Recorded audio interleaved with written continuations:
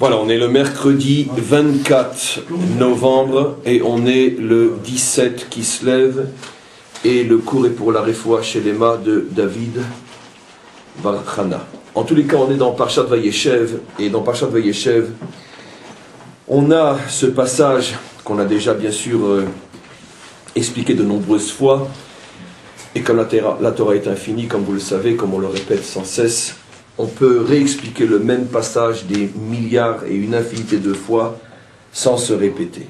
Et le passage qu'on a choisi dans le cours d'aujourd'hui, c'est le passage qui concerne Yehuda et ce qui va lui arriver jusqu'à la naissance de celui qu'on appelle Peretz, celui qui est la matrice de la délivrance d'Israël.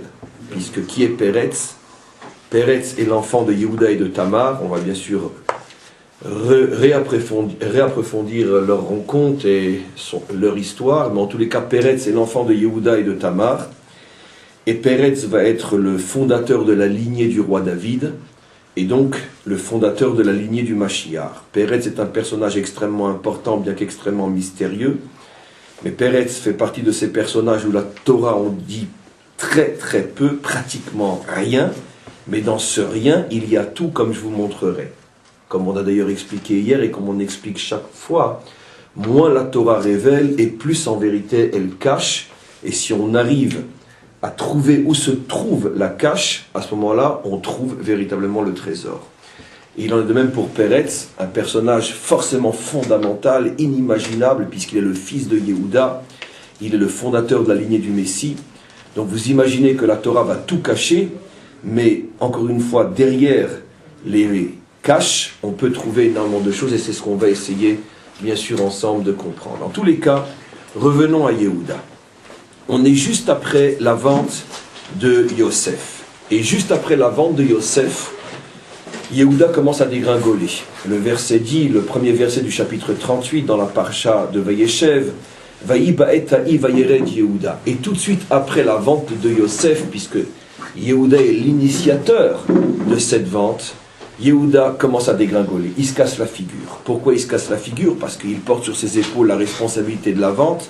Et en plus, comme on le sait, comme je l'ai expliqué des centaines et des milliers de fois dans les cours précédents, Yehuda et Yosef incarnent deux lumières qui ne peuvent pas se passer l'une de l'autre. Et c'est d'ailleurs pour ça qu'elles ne se supportent pas.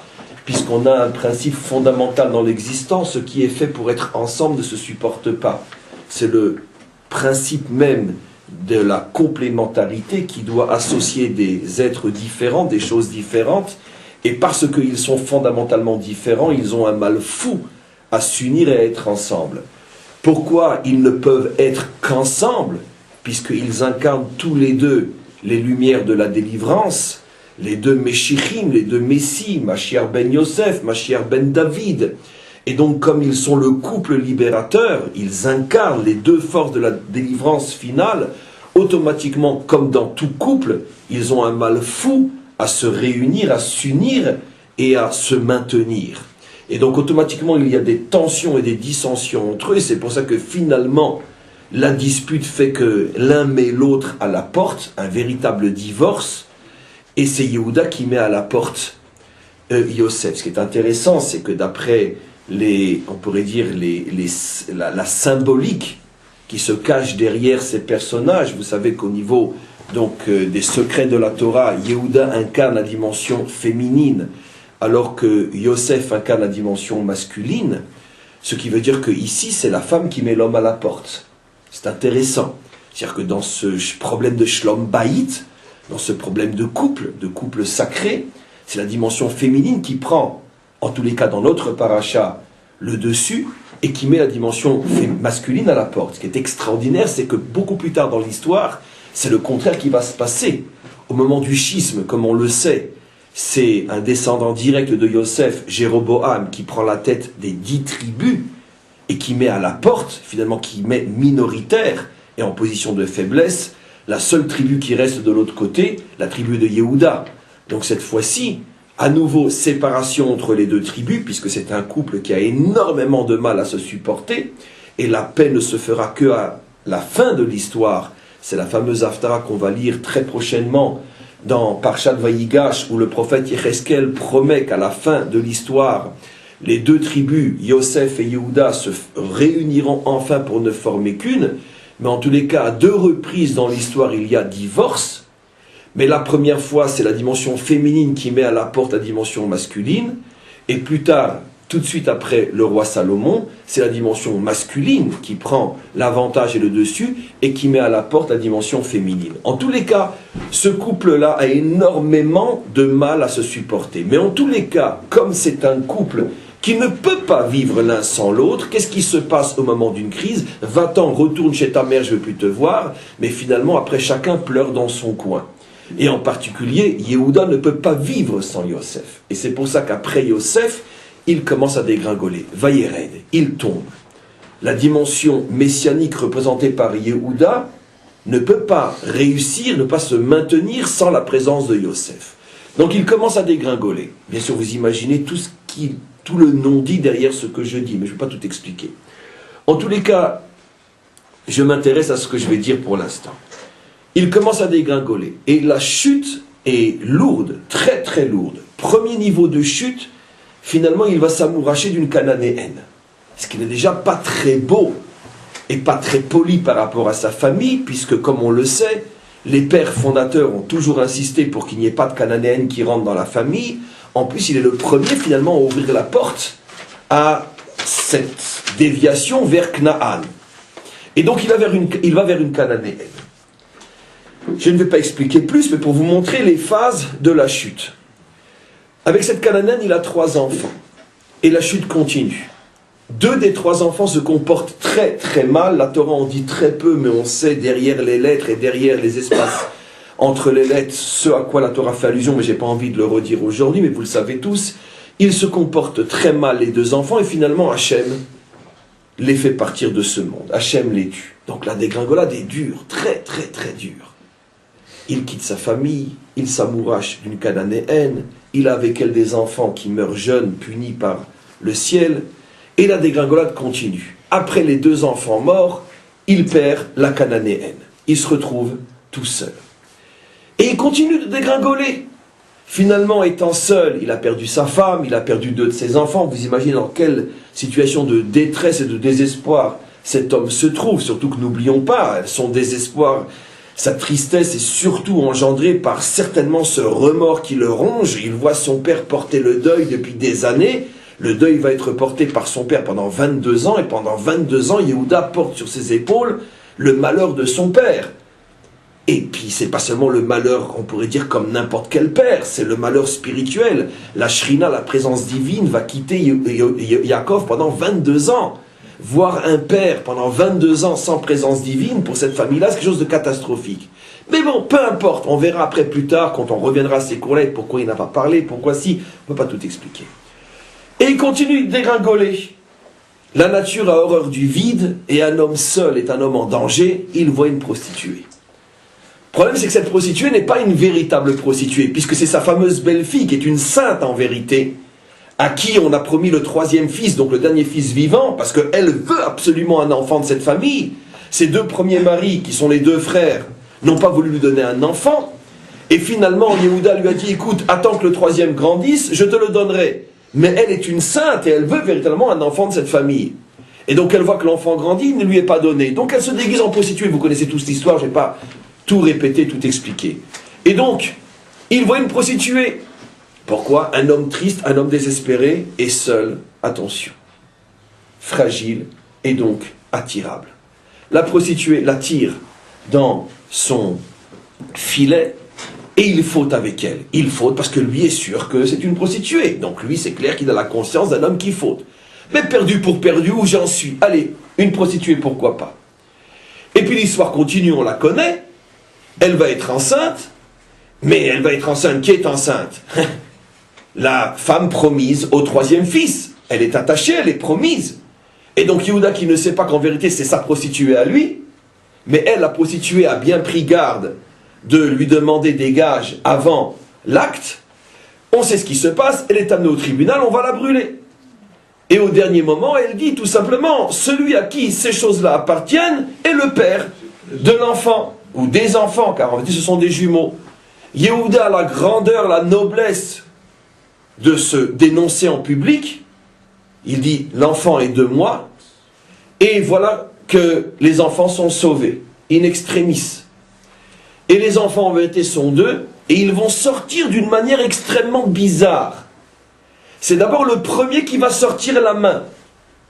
La main comme pour faire un signe. Fais-moi un signe. Qui s'est chanté ça? Je ne sais pas, peu importe. Et donc, il sort la main. La main, c'est toujours bien sûr le signe. La mialédette, la coucheuse, fait une erreur. Elle dit, celui-là est sorti le premier. Ce que je dis, je ne l'ai jamais expliqué.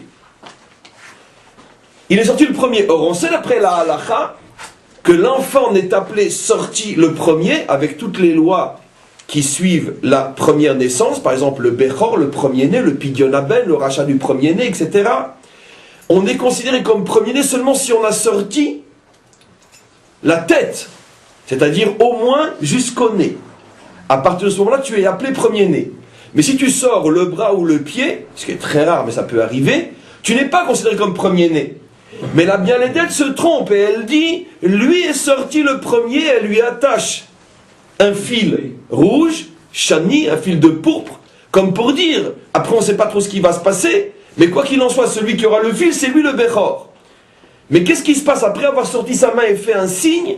Il rentre sa main, et à nouveau tout se voile. Et tout d'un coup surgit l'autre, qui prend la place du premier, et qui sort véritablement le premier. Et la Mialédette lui dit, mais pourquoi tu as défoncé la sortie?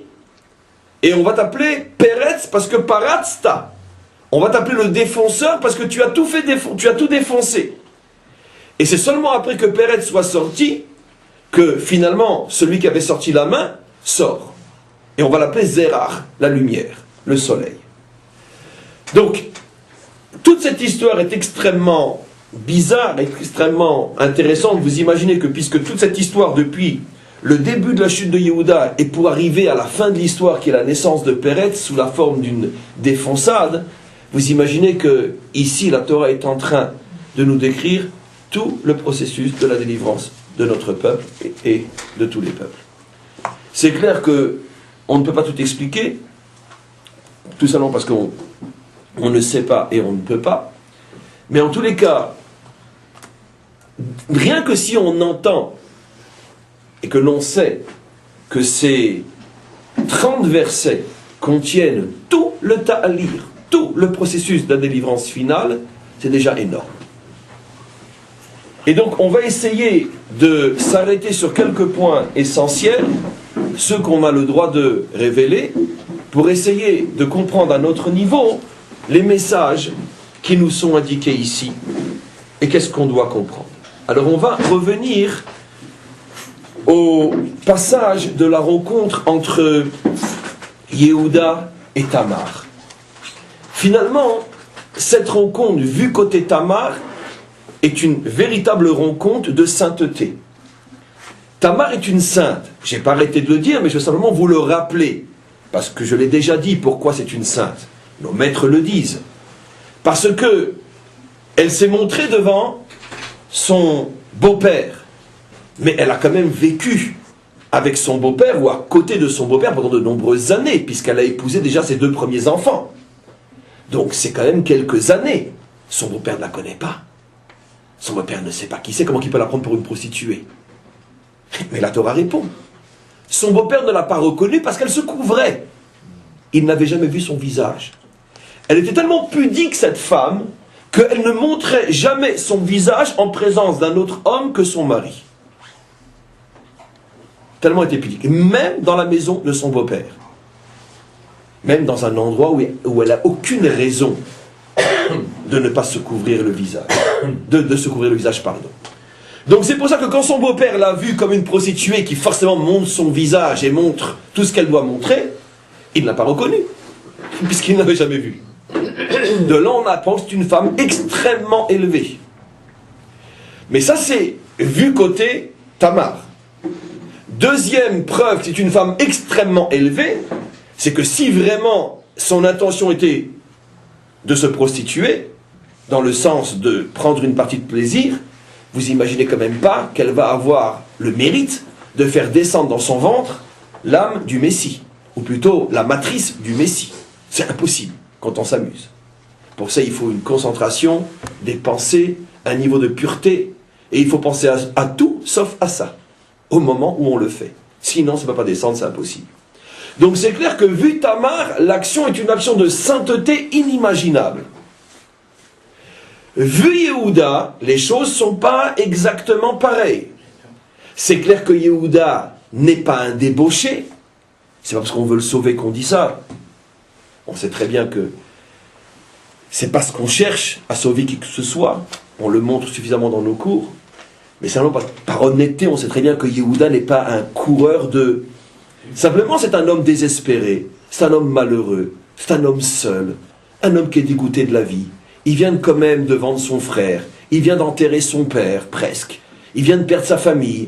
Il a perdu ses amis. Il a perdu son kavod. Il a tout perdu. Il a perdu ses enfants. Il a perdu sa femme. Il lui reste rien. Et donc tout le monde sait qu'un homme désespéré a besoin d'un petit peu de douceur. Et la première douceur qu'il rencontre dans la rue, il va avec. Pourquoi il n'est pas Mais c'est pas de la débauche. C'est simplement, on pourrait dire, la continuation de la chute. Mais malgré tout, même que Yehuda n'est pas dans une situation de débauche, il n'est certainement pas non plus dans une situation d'exaltation spirituelle. Ça, c'est clair que non. Elle, oui, mais lui, non. J'ai simplement voulu rectifier, parce que la rectification est on peut dire un souci d'honnêteté et surtout de vérité, qu'on n'imagine pas non plus que Yehuda court les prostituées. C'est pas de ça qu'on parle. Ici, la Torah nous montre bien qu'il y a tout un processus de désespoir, de chute, qui amène l'homme à rechercher un petit peu de plaisir, parce que sinon, il va crever de désespoir. C'est un autre style de prostitution, même que ça n'excuse pas Yehuda. Mais quand même, par souci d'honnêteté, comprendre de quoi on parle. Donc, on est en présence d'un être extrêmement saint, avec un être extrêmement désespéré. Les deux se rencontrent et vont faire le Messie. Alors, première question qu'on peut demander, bien sûr, c'est pourquoi finalement le maître du monde veut que l'âme du Messie descende pour la première fois sur terre, de l'intérieur d'une situation à ce point ambiguë, où d'un côté, c'est l'obscurité totale, puisque finalement, un homme désespéré, un homme triste, est un homme noir, un homme obscur, un homme sombre. Pourquoi d'un côté, l'obscurité morale et spirituelle totale, et d'un autre côté, l'exaltation spirituelle d'une femme qui se donne pour pouvoir faire descendre la lumière dans le monde? Je n'ai fait que dire en français ce que dit le Midrash, vous verrez sur ce passouk-là. Sur le verset Vayered Yehuda, le Midrash Rabbah dit, Yehuda est descendu pour aller révéler la lumière du monde. Puisque finalement est sorti de lui le Messie. Donc il s'agit bien de faire révéler la lumière du monde. C'est les mots du Midrash. Le problème c'est que Yehuda n'en est pas conscient. Il n'y a que Tamar qui est consciente qu'elle va faire descendre la lumière du monde. Alors ma question est, pourquoi faut-il que la lumière du monde descende d'une manière voilée? Puisque finalement c'est de ça qu'on parle. D'un côté la lumière, Tamar, d'un côté l'obscurité, Yehuda. Pourquoi faut-il que la lumière soit à ce point à l'intérieur de l'obscurité? Première question. Deuxième question, on pourrait en poser des millions de questions sur 30 versets. Mais deuxième question, c'est pourquoi faut-il que d'abord Zérar, enfin le futur Zérar, montre la main? Pourquoi faut-il que la Mialédette se trompe et croit que ça y est, c'est la naissance, et que finalement, après qu'on ait vu la main, tout se voile à nouveau, puisqu'il rentre la main, tiens, à nouveau tout se voile, et finalement la lumière va jaillir, le Messie, Péretz, va jaillir d'une manière, on pourrait dire, inattendue, mais qu'est-ce que tu fais là? C'est pas tant qu'on attendait. On attendait le premier. Donc pourquoi encore une fois un signe, une obscurité, une surprise, et finalement la lumière revient à la fin, Zérar. Pourquoi ce processus? Vous voyez que dans la rencontre entre le père et la mère, et la naissance de l'enfant, de ce père et de cette mère, il y a une analogie, il y a un jeu d'ombre et de lumière. C'est ce que je me suis fatigué à vous mettre en évidence. C'est d'ailleurs logique. C'est parce que le père et la mère s'unissent dans un jeu d'ombre et de lumière que les enfants vont naître dans un jeu d'ombre et de lumière. On ne sait pas qui est le premier, on ne sait pas qui est le deuxième. Celui qu'on attend, il vient pas. Celui qu'on n'attend pas, il vient. Mais on arrive finalement à la lumière, puisqu'une fois que tout est fini, comment s'appelle le dernier enfant naissant qui était le premier à mettre la main? Zérar, lumière. Donc pourquoi faut-il que la lumière Zérar vienne d'une manière qui est, on pourrait dire, ombragée? C'est ce qu'on va essayer de comprendre. Sur le nom Peretz, qui veut dire celui qui défonce, celui qui jaillit, les frotz ou faratzta, les maîtres expliquent, en particulier les maîtres de la Chassidoute, en particulier le Torah Or, expliquent que la notion de pritza suppose que quelque chose a été contracté, et quand c'est relâché comme un ressort, paf, c'est poretz. S'il n'y a pas d'obstacle, il n'y a pas de pirtza. Si tu as un mur devant toi qui tient à peine, ou une porte qui est fermée mais qui n'est pas fermée à clé, et que tu l'ouvres, tu n'as pas fait une pirtza, tu as fait une pticha. Quelle est la différence en hébreu entre l'iftoar et l'ifrotz? L'iftoar, c'est que tu ouvres quelque chose de fermé mais il n'y avait pas d'opposition. L'ifrotz, tu ouvres ce qui est fermé mais il y a opposition. Donc si on l'a appelé Péret, ça suppose qu'il y avait une opposition à sa sortie. Quelle est l'opposition? C'est que l'autre qui avait déjà mis la main et qui était appelé le premier-né, c'est lui qu'on pensait être le premier-né. Et donc il a dû faire opposition à l'opposition, puisqu'on s'oppose à lui. En vérité, attention, le premier n'était pas le premier, puisque c'était une erreur de dire qu'il est le premier, il n'avait sorti que la main. Vous comprenez ce que je veux dire? Mais il y avait une opposition, puisqu'on lui avait fermé injustement la porte à Péretz, sous prétexte que le premier avait sorti la main. Il a dit non, je ne me laisse pas faire cette fois-ci. Il y en a marre que le bon sorte toujours le deuxième. Yitzhak sera prêt Ishmaël, Yaakov sera prêt. Ça, si je ne me laisse pas faire, le premier n'est pas le premier, c'est moi le premier. Mais comme il y a opposition, c'est pour ça qu'on va l'appeler Péretz. Suppose qu'il y a une opposition. Donc les maîtres de monde, pourquoi faut-il que le Messie sorte avec une opposition? Pourquoi ne sort-il pas normalement? Pourquoi faut-il une opposition au point que son nom, qui va définir son essence, s'appelle celui qui défonce l'opposition?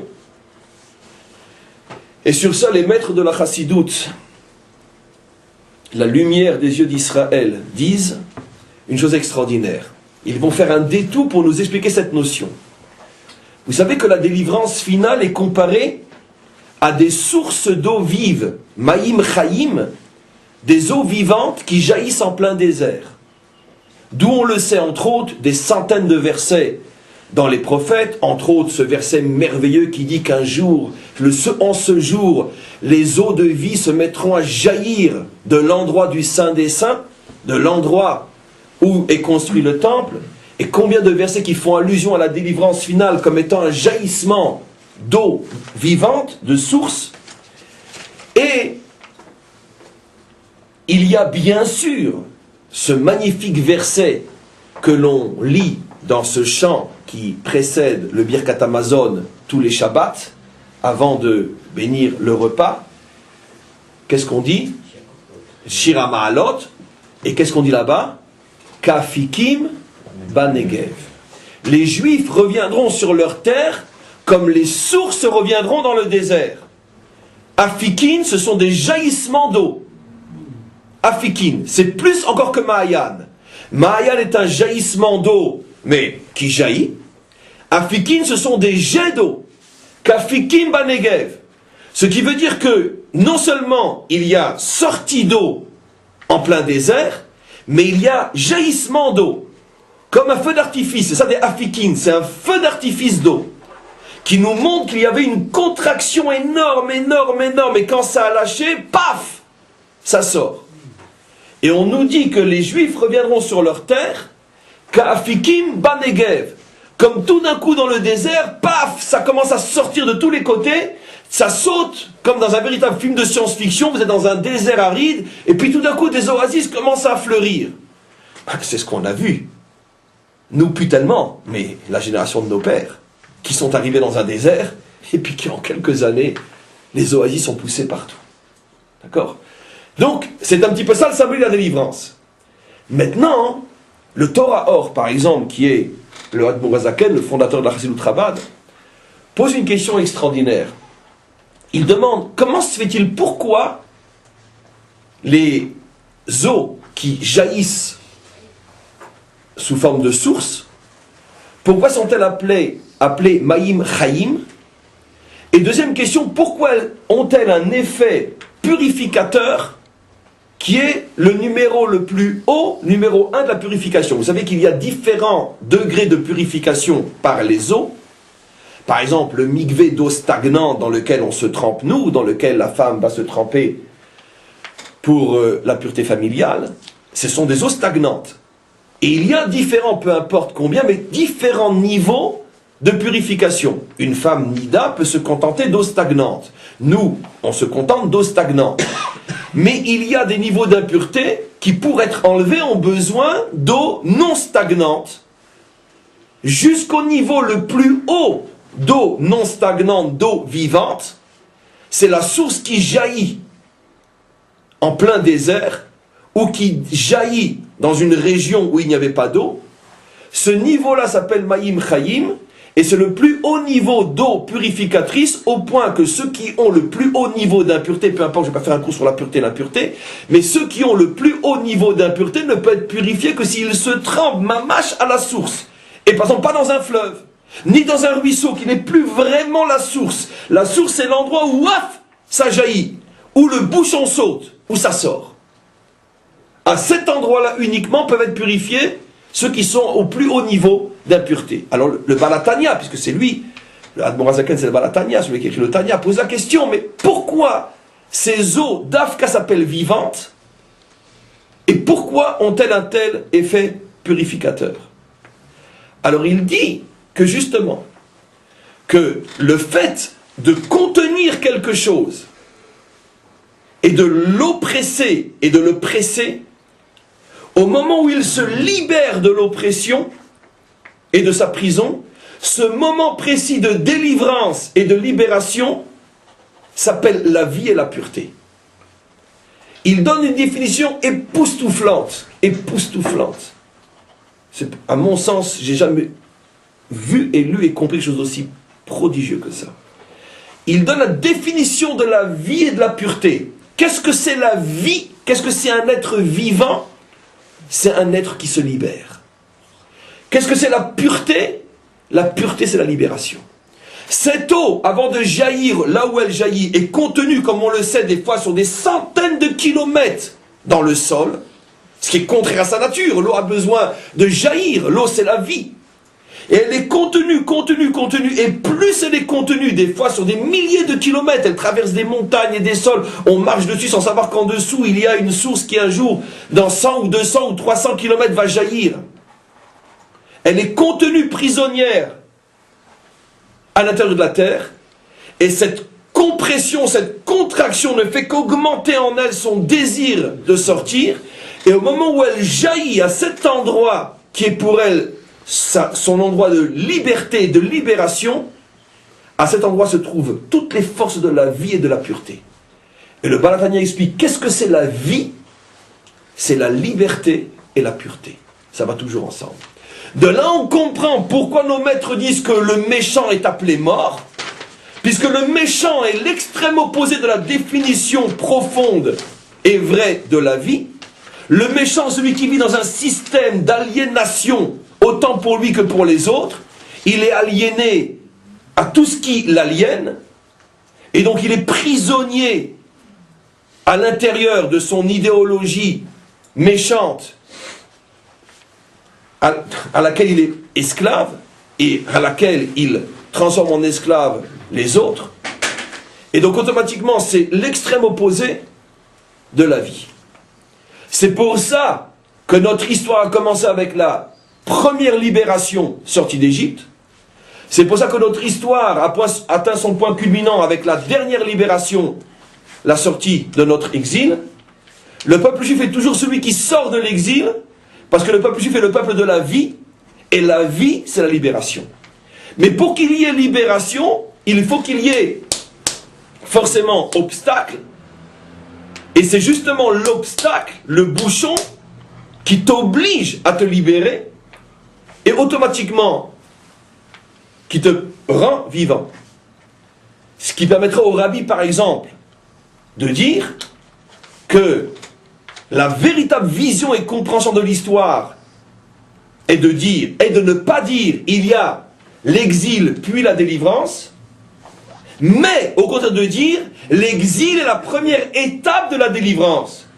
Puisque pour qu'il y ait délivrance, il faut qu'il y ait d'abord obstacle. Donc s'il n'y a pas exil, il n'y a pas délivrance. Délivrance pas dans le sens technique, mais dans le sens du sens. La délivrance, c'est la liberté. S'il n'y a pas d'emprisonnement, il n'y a pas de liberté. Donc pour faire de nous un peuple libre, dira le rabbi, on était obligé d'être le peuple de l'exil. Parce que si nous n'avions pas été le peuple de l'exil, nous n'aurions pas pu être le peuple de la liberté. Appliqué à tous les domaines de l'existence, les épreuves, les souffrances, les difficultés, les obscurités, tout ce qui nous bouchonne, nous permet d'exister. Parce que lorsque l'on fait sauter le bouchon, on devient vivant. C'est pour ça que la délivrance est comparée à une source qui jaillit, parce que l'endroit où la source jaillit est l'endroit de la liberté et de la pureté. C'est pour ça que celui qui est impur, qui se trouve dans une situation de mort psychologique, je ne vais pas faire un cours sur l'impureté, a besoin de rentrer en contact avec l'endroit de la vie. Maintenant, regardez comme c'est extraordinaire cette chose-là. Où est la première fois où le mot vie est marqué dans la Torah? Au sujet de l'âme.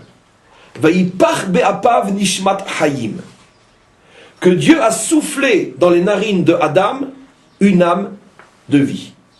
Mais ce qui est extraordinaire, c'est que tous les traducteurs, bien sûr, traduisent forcément, puisqu'ils sont là pour ça, traduisent faussement.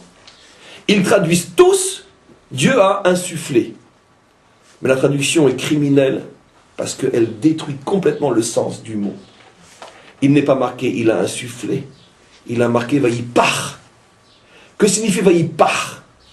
Vayipach signifie que l'air était contenu. Comment qu'on dit gonfler quelque chose qui contient l'air? Leitna pe'ar, comprimé. Voilà, c'est le mot que je cherchais, merci. Comment qu'on dit gonfler un ballon? Leitna pe'ar auto. Comment qu'on dit un pneu de voiture qui se gonfle? Ou mitna pe'ar. Ça signifie comprimé. Vayipach be'apav signifie deux choses. Que si on osait représenter par une image, c'est pas que Dieu a soufflé, c'est qu'il a fait comme ça.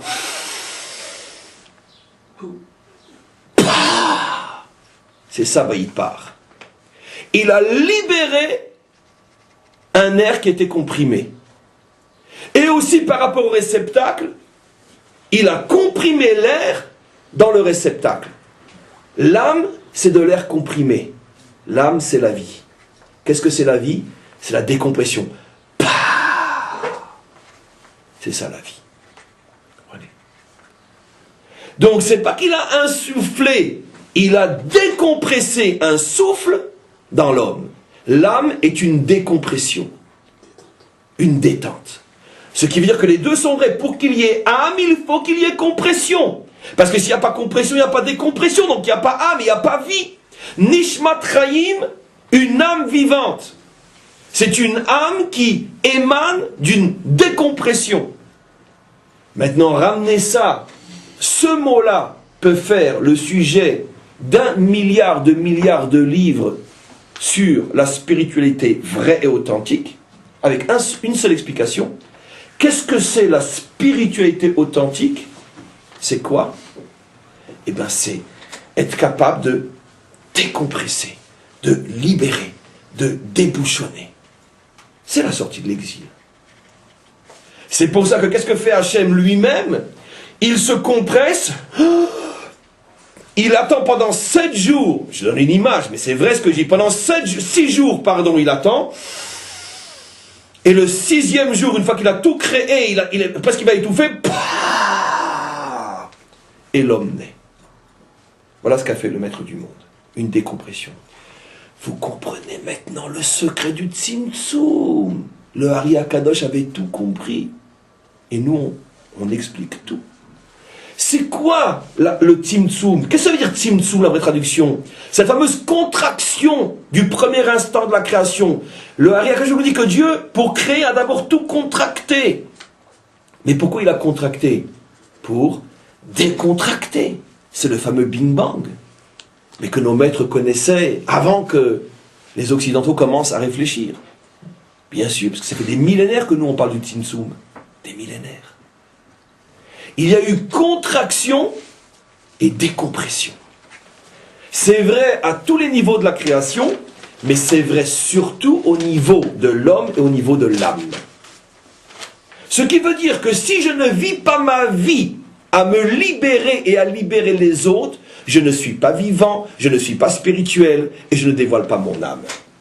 C'est ce que ça veut dire. Dis-moi combien de fois tu t'es libéré et dis-moi combien d'hommes tu as libéré et je te dirai combien tu as une âme, combien tu es vivant. La vie, c'est la liberté.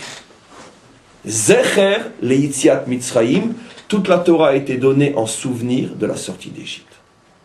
Alors maintenant on comprend tout, ou presque. Pourquoi Hachem voulait que d'un côté dans la rencontre très symbolique entre le père Yehuda et la mère Tamar, il y ait d'un côté une lumière inimaginable d'une véritable sainte, et d'un autre côté un pauvre type qui en peut plus de l'existence, qui en a marre et qui a besoin d'un instant de bonheur pour ne pas se flinguer. Pourquoi? Pourquoi cette rencontre à ce point extrême? Pourquoi? Pourquoi la lumière et la nuit? Mais c'est bien sûr parce qu'il faut faire sortir un enfant de ça. Et il faut faire sortir une âme meurtrie, une âme compressée, une âme qui a besoin de liberté.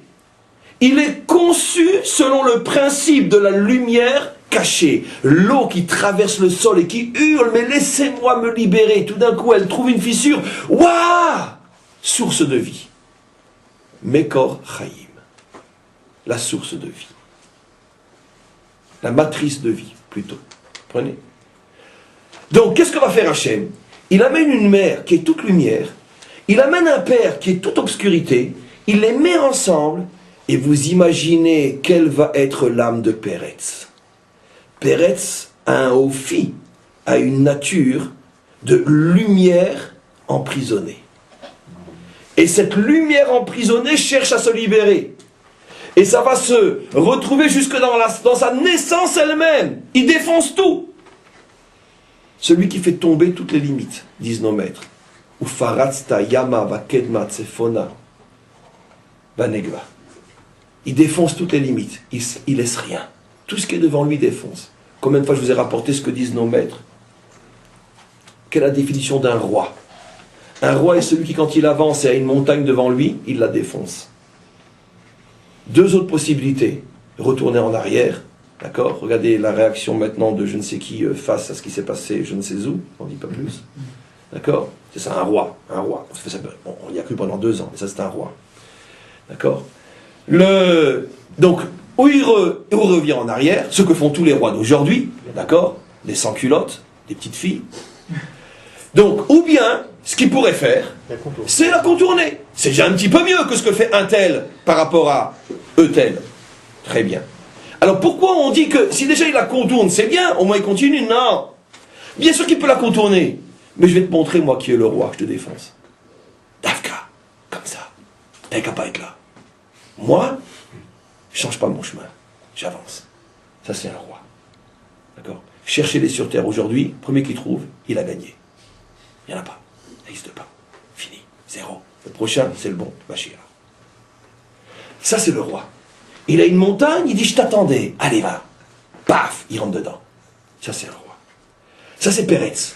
Mais cette nature-là, c'est une nature de lumière meurtrie. Les défenseurs sont des lumières qui se libèrent. Les vrais défenseurs, ceux qui font avancer l'histoire. Donc maintenant, ce qui est extraordinaire, c'est que ce schéma-là, de la lumière cachée, va se retrouver aussi chez celui qui est plus que son aïeul Péretz, celui qui est véritablement le modèle du Messie, le roi David. Le roi David, la Providence va lui faire vivre la même histoire de contraction, de voile de lumière, jusqu'au moment où, quand ça explose, ça fait tomber toutes les montagnes. Vous vous rappelez l'histoire de la naissance du roi David? Combien de fois je vous l'ai rapporté dans ces cours? Yishaï, son père, était un géant. Géant de Torah. Géant sur le plan matériel. Il avait 600 élèves. 600 000 élèves, disent nos maîtres. Un homme d'une respectabilité inimaginable. Il avait juste un problème. Descendant de Ruth l'a converti. Et à cette époque encore, plus de la moitié d'Israël pensait que la conversion n'était pas bonne, parce que la Torah dit que tu n'accepteras pas quelqu'un de Moab. Simplement qu'il y avait une grande discussion au milieu des Juifs, au milieu des maîtres juifs, et la minorité qui avait raison, mais qui était minoritaire, pensait que l'interdiction ne vise que les hommes de Moab et non les femmes de Moab. Donc la conversion de Ruth était 100% légale. Mais il y avait toujours une très grande discussion à l'intérieur du peuple juif, et une grande partie d'Israël faisait attention de ne pas marier leurs enfants avec même des descendants de conversion filles de Moab, bien que c'était une erreur. À l'époque de Yishaï, la discussion faisait rage, et pratiquement tous les maîtres de son temps pensaient, contre la halakha, contre la loi véritable, que finalement cette famille-là n'était pas juive. Et donc quand Yishaï en arrivait à vouloir marier un enfant, et qu'il téléphonait bien sûr dans son agenda de tous ses amis respectables, c'était quelqu'un de très respectable, mais quand on en arrive à parler mariage, ah excusez-moi j'ai un rendez-vous, ma femme m'attend, justement ce soir on fait l'anniversaire de... Et puis il s'est vite rendu compte que quoi? Que mariage, ça ne marche pas. Personne ne veut de ses enfants. Il avait déjà 7 fils à marier, il n'arrivait pas à les marier. Donc il a dit à sa femme, écoute ma chérie, tu sais quoi, Atkan, on pleure déjà sur 7, on ne va pas en faire un autre. On se sépare, on ne fait plus d'enfants. Il ne l'a pas divorcé, mais il lui a demandé, pour ne pas en arriver à, de vivre à part. Il avait le moyen de lui acheter un petit château, de la gâter, d'en faire la femme la plus heureuse, mais sans mari. Très bien. Le problème c'est que lui aussi, comme Yehuda, c'est un homme, tiens, ça a l'air de se répéter chez cette famille-là. Et une fois seul, il a eu des besoins. Et puis, il a proposé à une de ses servantes de le rejoindre. Mais elle, qui aimait tellement et son maître, et surtout sa maîtresse, ne pouvait pas faire un coup pareil. Elle a été dire à sa maîtresse, écoute, regarde ce qu'il m'a proposé ton mari. Toi, tu es toujours sa femme, il t'a pas divorcé. Vas-y à ma place.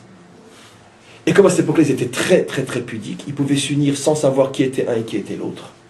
Et il a donc été avec sa femme, en pensant qu'elle était avec sa servante. Mais le problème, c'est que 3 mois après, et surtout 9 mois après, qu'est-ce qu'il a pensé? Il a appelé sa femme et lui a dit, écoute-moi, il n'y a que toi et moi qui savons que tu es une femme adultère. Alors je t'en prie, tu dégages avec le bébé, fais plus de voir, dégage. Et sois déjà contente que je t'amène pas au tribunal. Elle, vous pensez qu'elle a dit quelque chose? Elle n'a rien dit. Elle aurait pu dire, mais mon mari, le mardi, 8h30, à tel endroit, c'était moi. Mais non, elle ne va pas tuer de honte son mari, qui a demandé à la servante de venir à sa place. Elle préfère prendre la honte, l'humiliation, elle et son fils qu'on va prendre pour un bâtard. Elle se tait, par amour et par respect pour son roi, pour son mari. Entre parenthèses, une femme juive, incroyable, c'est vrai, ça a existé et ça existe encore. On referme la parenthèse. Maintenant, très bien, mais l'enfant grandit. La mère est une prostituée, l'enfant est un bâtard, et puis ça finit par se savoir. Tous les enfants demandent à leur père, papa, pourquoi on ne le voit jamais, David? Papa, enfin, pourquoi on ne le voit jamais? C'est un bâtard, mais dites à personne. Je sais pas que David, il rentrait en ville, à Bethléem, pour pouvoir acheter un petit peu à manger, parce qu'il n'avait pas le droit d'aller, il devait rester avec sa mère dans les montagnes. Ses enfants le croisaient, bâtard, dégage, on te dénonce, bâtard, dégage, on te dénonce. Mais David, lui, il sait très bien, sa mère lui a raconté, mais il est comme sa mère, il dit rien à son père, il sait que c'est pas un bâtard. En plus, à l'âge de 3-4 ans, il a commencé à avoir des dévoilements divins. À 7 ans, il est déjà prophète. Il sait qui il est, David. Mais il se tait. Bon, on en arrive maintenant à l'histoire du prophète Samuel, Shmuel, qui doit trouver un roi parmi les enfants de Yishaï. J'en passe, bien sûr, des histoires. Le premier passe devant lui, Hachem lui a dit, quand je te donne le déclic de la prophétie, c'est lui. Premier passe devant lui. Avant déjà que Hachem lui dise c'est lui, il s'empresse et dit voilà le Mashiach. Hachem lui dit toi, mais enfin, nettoie tes lunettes, t'as rien vu, c'est pas lui le Mashiach. Toi tu vois avec tes yeux, moi je vois dans le cœur. C'est pas lui le Mashiach. D'accord? C'est toi le prophète, t'es pas prophète du tout. Très bien. Arrive le deuxième. Il n'ose pas parler, c'est pas si bien qu'il est sûr que c'est le Mashiach, le deuxième. Parce que le deuxième aussi, il est aussi beau, aussi merveilleux que le premier. C'est pas lui. Le troisième, c'est pas lui. Le quatrième, c'est pas lui. Le cinquième. Attends, tous ces enfants sont passés, il te reste rien? C'est pas possible. Hachem ne peut pas se tromper, il m'a dit chez toi il y aura un roi. Alors tous se regardent, le père, les enfants. C'est pas possible. C'est pas possible. Oui, il en reste un. Oui, il nous en reste un, mais aujourd'hui, justement, il avait une petite fête de famille. Il est parti avec les moutons, c'est sa famille. Ben, amène-le tout de suite. Qu'on voie. Et il arrive, la prophétie en même temps arrive. Zé Mashiach lifnei Hashem, c'est lui le Messie, c'est lui l'élu. Vous imaginez à ce moment-là le jaillissement de lumière, de liberté, de pureté à ce moment-là. Cette lumière, cette eau qui était contenue depuis des années dans l'obscurité du mépris, de l'humiliation et de la souffrance, qui jaillit à ce moment-là. À ce moment-là, le père regarde la mère. La mère est là, vous pensez bien. C'est le seul jour où elle doit être là. La mère est là. Elle regarde. Le père regarde la mère. Non. Elle dit, mardi, 20h30, dans la petite auberge. Et le père comprend tout. Vous imaginez ce qu'il comprend à ce moment-là? Vous imaginez le jaillissement de vérité, de liberté, de lumière, de pureté à ce moment-là? Vous imaginez le punch que va avoir le roi David? Quand il voit Goliath, il lui dit, je ne vais même pas te dire que tu es un chien, parce que c'est une insulte pour les chiens. Tu n'as même pas le niveau du chien qui n'arrête pas d'aboyer là-bas en face. Il se tait aujourd'hui. Même lui, il écoute le coup. C'est incroyable. Il lui dit, mais parce que il a une pêche pas possible, le roi David. Pendant 20 ans, il est contenu dans son souterrain. Mais quand on l'a lâché, il devient quoi? Mekor Mayim Chaim. Pourquoi? Parce qu'il est Chaïv et Kayam. Tiens, comme par hasard, c'est le seul qu'on appelle vivant pour l'éternité. Chaïv et Kayam. Tiens, comme par hasard. C'est le seul juif qui a laissé au monde entier une œuvre reconnue et lue tous les jours par le monde entier. Les psaumes, dans toutes les langues. Incroyable. Pourquoi c'est lui qui est tellement vivant? Mais parce que c'est ça. Il a été compressé. Et lorsqu'il lâche, waouh, c'est vivant pour l'éternité. Vous comprenez? Donc on comprend effectivement des choses extraordinaires, comment tout ce processus en vérité correspond à une intention extraordinaire. Mais c'est ce qui se passe dans toutes les générations. C'est ce qui se passe dans notre génération. Pourquoi fallait-il que le retour d'Israël se fasse à l'intérieur de tels souterrains?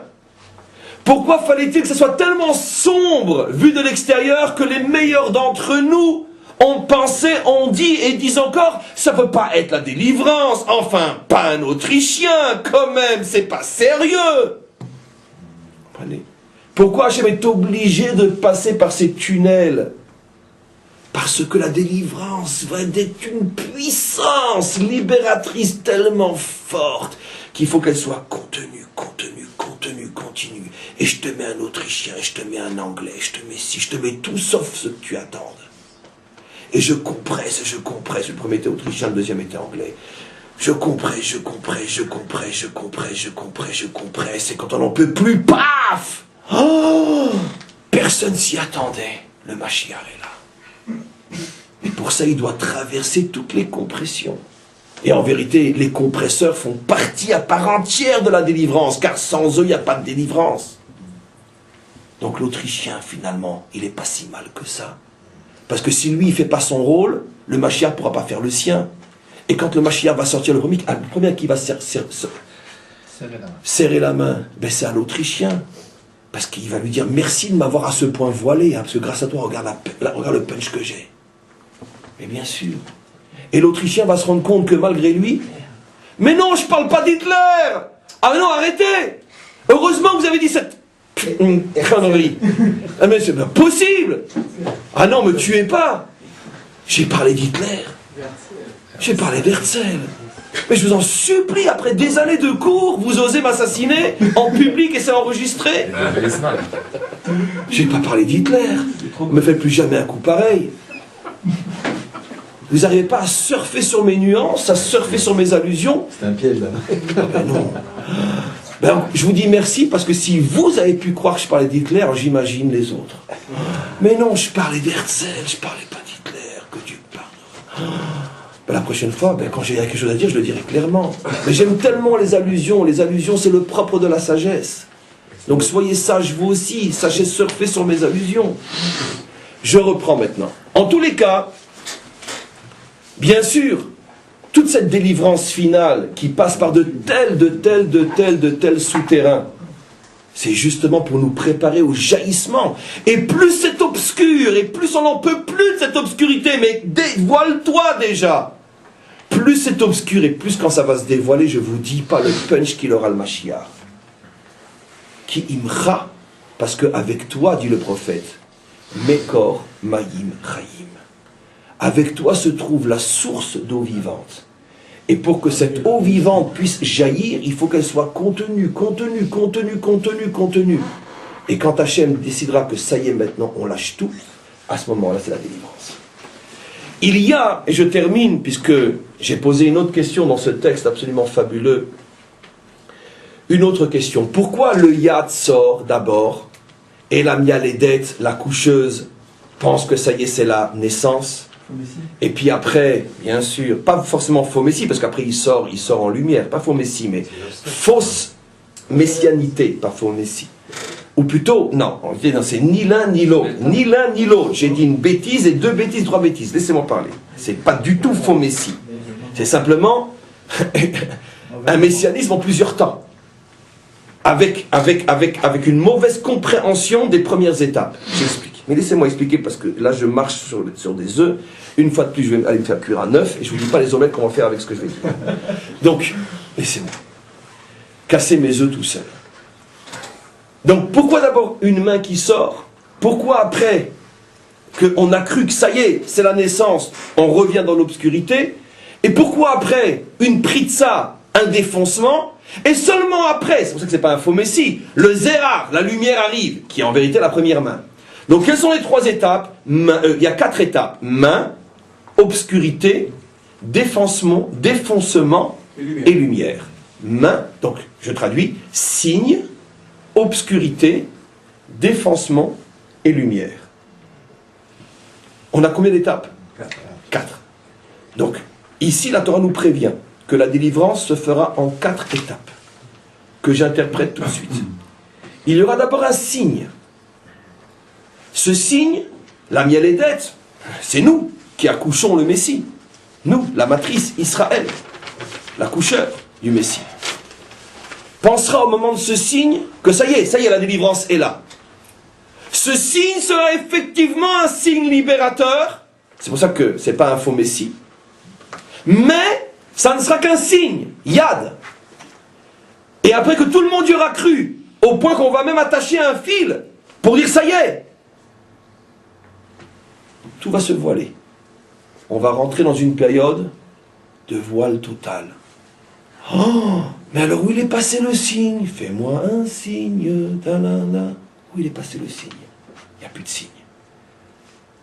Alors on attend que la main revienne. Non, on va avoir une surprise. Ce qui va jaillir, c'est pas celui qui avait sorti la main. C'est pas celui qui avait fait le signe. Va sortir l'autre. Peretz, le défenseur. C'est lui qui va sortir. C'est lui le Messie. Seulement quoi? L'autre, celui qui avait sorti la main, celui qui avait préparé la délivrance, celui qui avait annoncé la délivrance, celui qui avait été le signe de la délivrance, lui aussi il ressort. Et il est lumière. Il est la lumière de la délivrance. Il y a le libérateur et il y a la lumière de la délivrance. C'est pas le même. Bien qu'ils sont jumeaux, théomim. Je peux pas en dire plus. Mais en tous les cas, on voit que finalement, la délivrance se fait d'une manière extraordinaire.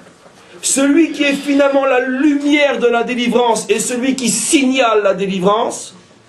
Et après le signalement de la délivrance, on a un voile.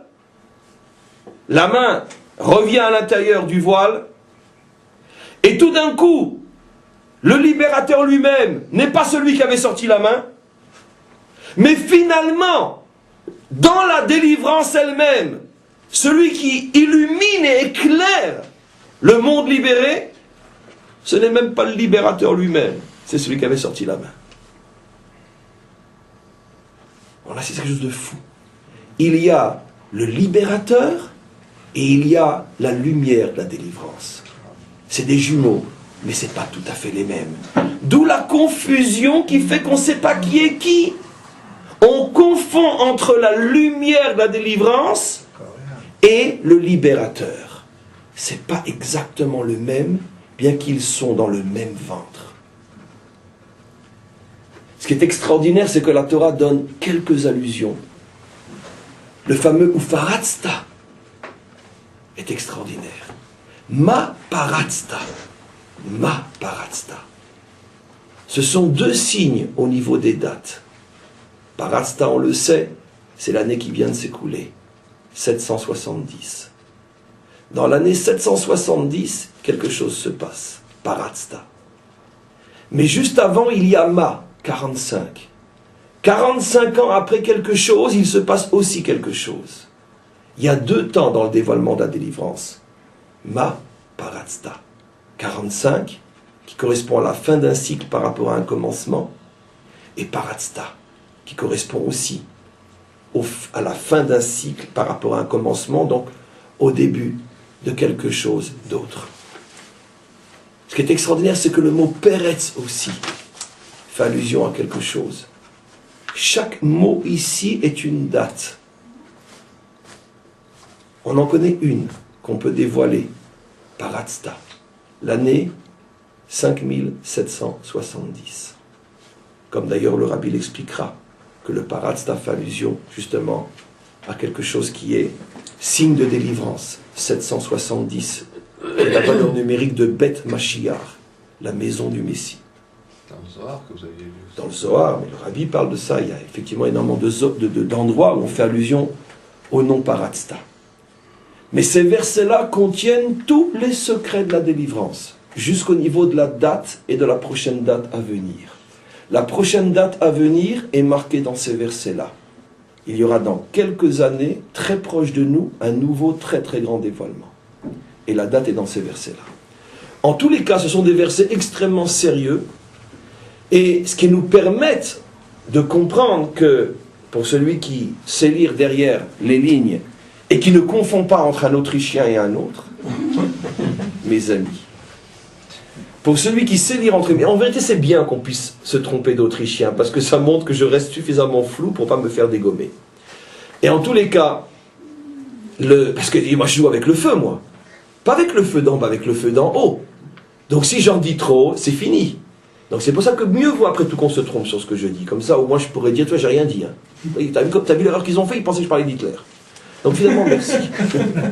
Merci. En tous les cas,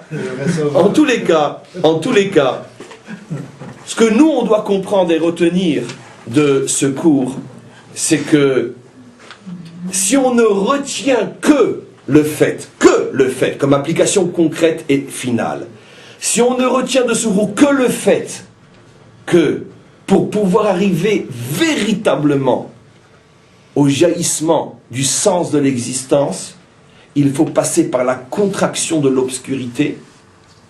Si on a compris déjà ça et qu'on l'applique à chacun d'entre nous, d'accord, je ne veux plus en voir un seul qui boude quand ça va mal. Je ne veux plus en voir un seul qui s'effondre quand il est éprouvé. C'est fini, c'est plus pour nous, c'est pas juif. Nous, on est les juifs de la délivrance. Nous, on est la génération de la délivrance, comme l'a dit le Rabbi. Dernière génération de l'exil, première génération de la délivrance. Ah, ils me font tous rire avec leurs histoires de délivrance. Rien qu'un petit minus à la banque, t'as qu'à voir leur tête d'enterrement. Rien qu'une petite dispute avec leur femme, ils oublient, ça y est qu'on est la délivrance, qu'on est, etc. Soyez à la hauteur de ce que vous dites. Quand vous dites que vous êtes la génération de la délivrance, arrêtez de vous disputer avec vos femmes. Arrêtez de paniquer quand il n'y a pas de travail. Arrêtez de paniquer lorsqu'il y a un découvert à la banque. Arrêtez de paniquer lorsqu'on vous insulte et lorsqu'on vous fait des reproches. Arrêtez. Vous dites que vous êtes les juifs de la délivrance. Eh bien, ça devrait se voir sur vos têtes. Donc, à partir du cours d'aujourd'hui, qu'est-ce qu'on va faire? On sait tous que si on est effectivement la génération de la délivrance, on est tous obligés de passer par un tunnel.